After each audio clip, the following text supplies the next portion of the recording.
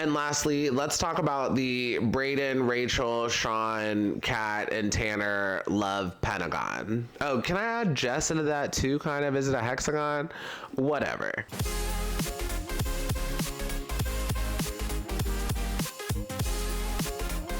Hi everyone, my name is Dimitri and welcome back to DimitriTube, Bachelor in Paradise, Night 4. Let's talk about it. As always, if you're enjoying my videos, please go ahead and pound that like button, pound that subscribe button, and ring that notification bell. I'm a growing YouTuber and the like subscribes really help me out. Okay, so just a couple quick things before we get started. First, let me know below in the comments, who do you think is gonna get married this season? Because apparently this season is supposed to end in a wedding and I'm just not seeing it. I think Jesse Palmer was lying. He has to be lying, right? Because let's be for real, like who on this beach could be getting married? No one. Next, so just a little bit of Bachelor Nation news. So as y'all know, Brandon and Serene broke up, but apparently Brandon cheated on Serene, and this news bit was just so ridiculous. I don't know if y'all read the article, but people on social media are just so fake. So Brandon and Serene broke up, but then they did not announce their breakup on social media until later on. And I don't know the exact timelines or anything, but before the announcement was made on social media, a few days before that, Brandon was seen snuggling up close to another woman on like Instagram stories or social media or something. And after the story was posted, Brandon posted this rebuttal on his Instagram stories. I'll post it. If you want to read the whole thing, just like pause the video. Anyways, so first of all, Brandon did not cheat. They just used the word cheating for clickbait. It's clear Brandon and Serene were broken up when he danced with that other woman. Brandon and Serene at that point were broken up. They just had not made the official announcement on social media. And in general, social media has just like ruined our generation, because like, why do you have to break up with someone and then you also have to have an announcement breakup on social media? Like, it's literally, you have to do 2 breakups. Like, that sucks. And also, I don't understand why Brandon agreed to that. And this is where Brandon up. On that Instagram story on the second page, he says that him and Serene mutually agreed to announce the breakup on social media at a later date. Why would you agree to that? So I get it, it's tough navigating fame or whatever, but as a guy, if we're breaking up, we're also gonna do the announcement the same day on social media. Cause like maybe Serene and Brandon held off just in case they possibly would have gotten back together. But for me, I'd rather take the route of we can just break up and get back together multiple times on social media. If we look like clowns, so be it. Cause as y'all have seen, the men on this show are scrutinized so hard, and it's almost like every move is being tracked. So I'm gonna announce the breakup the same day, so if y'all catch me on social with somebody else, it's not a problem. Next, I thought this made Serene look kind of bad. So in the post Brandon made, he said 2 things that I want to point out. After speaking with her one-on-one and navigating our new normal, she felt that I had cheated and wanted to make this known. Y'all, feelings are not facts. Either you cheated or you didn't. And Brandon says she felt like I had cheated. You either did or you didn't, and from the receipts I'm reading, he didn't. Y'all were broken up, he danced with another woman. Next, if you made it this far in the video, please go ahead and pound that like button for the YouTube algorithm. And this is why when it comes to exes, I'm a huge proponent of going scorched earth. Like, you don't have to block someone, like that's kind of petty, but I am all about that mute button. Just mute people so you can like get them out of your mind. Next, Brandon also says, completely understanding where her valid feelings were coming from, I took ownership regarding her feelings and my actions. Why does Brandon, after breaking up with her, feel the need to be responsible for her feelings?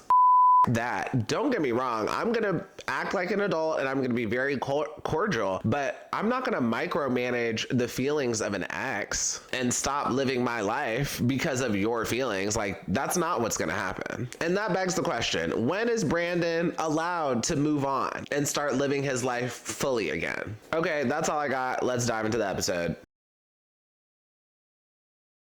Okay, first up, let's talk about Sam. She's finally leaving Paradise due to her medical issue and not having a BM. Thank God. I was tired of this storyline, and also we don't know anything about her anyway, so good riddance. And yeah, I kind of feel bad for Aaron S, but that's the way the cookie crumbles, and it's not like they're not gonna connect on Instagram after this. And the wild part is all of the contestants were like, oh my God, Sam's leaving. I'm so sad. We're gonna miss her, da da da da da. But as an audience, we don't care. We learned nothing about her during Clayton's season because she left night one before the rose ceremony. So I think they only showed her for like 10 seconds or something. And now on Paradise, we still know nothing about her. Next, let's talk about Olivia and her love triangle with Peter and John Henry. So Peter and Olivia were just lying to the cameras. Olivia says that she's really feeling Peter and vice versa, but that's not true. Y'all are just lying until production gives you a new direction. So John Henry hits the beach. He's hot, love the accent, love the tattoos, and to me, he looks like Colton Underwood's younger and edgier brother. And he has a one-on-one with Olivia. They hit it off. And sidebar, Olivia's outfit at the beginning of this episode was really cute. And let me know below in the comments, who would y'all pick, John Henry or Peter? To me, they're both equally hot. They're just different. But when it comes to Peter, he's just a little slimy to me, whereas John Henry, I like the accent and he just seems a little more charming. Let me know who y'all would pick. Let me know below in the comments. After that, John and Olivia go on a date, and this date was a mess. They did couples massages and they did a little bit of face skincare, and randomly John Henry puts on his scuba helmet in the date. And overall, this just felt like a friendship to me. Like, I think Olivia will pick John Henry over Peter, but I don't think John Henry ultimately is the one for her. And last thing I want to say about Olivia, when she got back to the beach after her date, she has a conversation with Kylee, and this conversation was so funny. It was like, oh my God, girl, did you kiss him? Yes. Oh my God, like how was it? Oh my God, the kisses were good. next, let's talk about Eliza and her love triangle real quick. I absolutely loved her bikini top. This shade of blue was so pretty, and then if you saw in the middle of her top, it had this like metal thing going on, but it was like really cute. Anyways, John B hits the beach, and overall I don't think John B will do well in Paradise. Like I predicted this on Charity season. I just don't think Paradise is for him, but him and Charity hit it off and they go on a date, but they really showed us nothing of the date. They overlaid it with Aaron spiraling because Eliza was on the date. And sidebar, the dress Eliza wore on the date was also really cute. Like, I don't even love the color blue, but this bikini top and her dress were both really cute. And the crazy part about Eliza going on this date was Eliza literally said on a previous episode that she didn't want to be in any more messy love triangles. And here we go with her starting a messy love triangle. And lastly, let's talk about the Brayden, Rachel, Sean, Kat, and Tanner love pentagon. Oh, can I add Jess into that too, kind of? Is it a hexagon? Whatever. So at the top of the episode, Brayden is still hella mad, and he refers to Kat as a praying mantis. And I thought that was funny. And also at the top of the episode, he's wearing a scarf, and I totally get it. He needs to sell the brand, but isn't it like a little hot for a scarf there? It's gotta be. It's like 60 degrees here, and it's still not cold enough for scarves. So I can only imagine being on a beach where it's like 80 plus. So Sean says he does not have much of a connection with Rachel, and he's gonna shoot his shot with Jess again. So he pulls Jess for a one-on-one.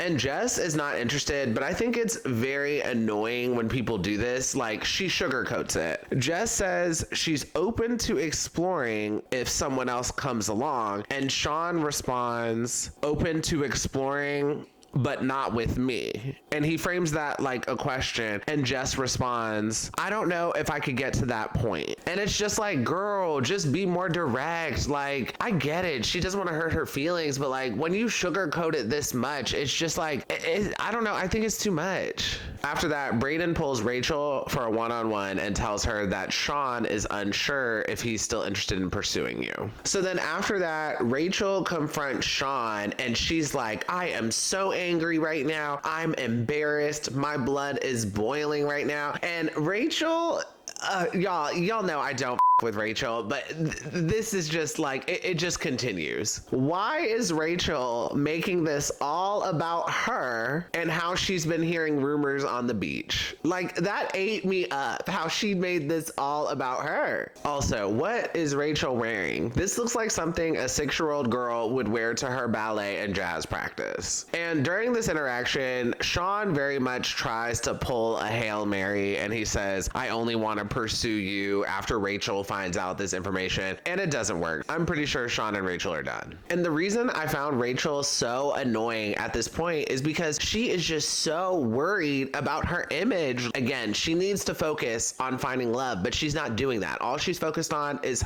her image and how she looks on the cameras. And that's part of the reason why she's so boring on camera, because she's just constantly worried about her image and looking perfect. We don't want to see phony perfection. We want to see you be real and make some mistakes. That's what makes you relatable. And then when it comes to Sean, I'm not mad at him for this. If you want Jess, you got to shoot your shot. You only got one chance. What's that saying? You miss 100% of the shots you don't take. Yeah, I'd rather him take a chance and see what happens versus not taking a chance at all. So after that, later in the episode, Brayden and Rachel end up connecting and they end up kissing and hitting it off. And overall, I thought Brayden looked horrible on this episode, and I was team Sean. He completely broke bro code. So for Brayden to go in between Rachel and Sean's relationship and tell Rachel what Sean is doing, that just looked so bad to me. And later on, he tells Sean that he did it because he didn't want Rachel to be strung along. And I was just like, okay, white knight. So I don't really care for Rachel, but she is an adult and she can handle her own battles. She does not need white knight Brayden coming to swoop in and save her. I would have rather Brayden just try to pursue Rachel with disregard to Sean. Like, you don't need to go badmouth Sean. Just try to pursue Rachel on your own and may the best man win. And another sidebar about Rachel, Tyler Norris looked amazing this episode, and it still blows my mind that Rachel turned down going to the fantasy suites with this man. Like, she really broke up with him during hometowns. And last thing I want to say about this, towards the end of the episode, Sean was worried because he was going to get eliminated and sent home, and he's like, I lost my job because I wanted to come here. And I was just like, well, whose fault was that? And just one more thing to wrap up the video. So Wells in the middle of the episode announces the truth box. Contestants can write notes about other contestants or just things happening on the beach. Yeah, it's very middle school, but I appreciate production trying new things. And towards the end of the episode, Aaron smashes the box and reads all the notes because he feels like he's about to go home anyway, so might as well set paradise on fire. We're here for it. And 2 of the notes said that Tanner should be worried about Kat, or Kat cannot be trusted or something like that, and it causes Kat to spiral. And she was spiraling bad. She was dragging people in the confessional and she was like yelling, and people on the beach could hear her yelling from the confessional. And Kat also lays how she feels out to Tanner, and at one point Tanner just looked like he didn't give a and don't get me wrong, I think Tanner is concerned, but I think he's still going to continue to talk to Kat. And that is the end of the review and the end of the episode. I'm sorry if this was kind of short, y'all. Like, not much happened on this episode. But as always, if you enjoyed this review, please go ahead and pound that like button, pound that subscribe button, and ring that notification bell, and I will see you all next time. Have a good one. Bye.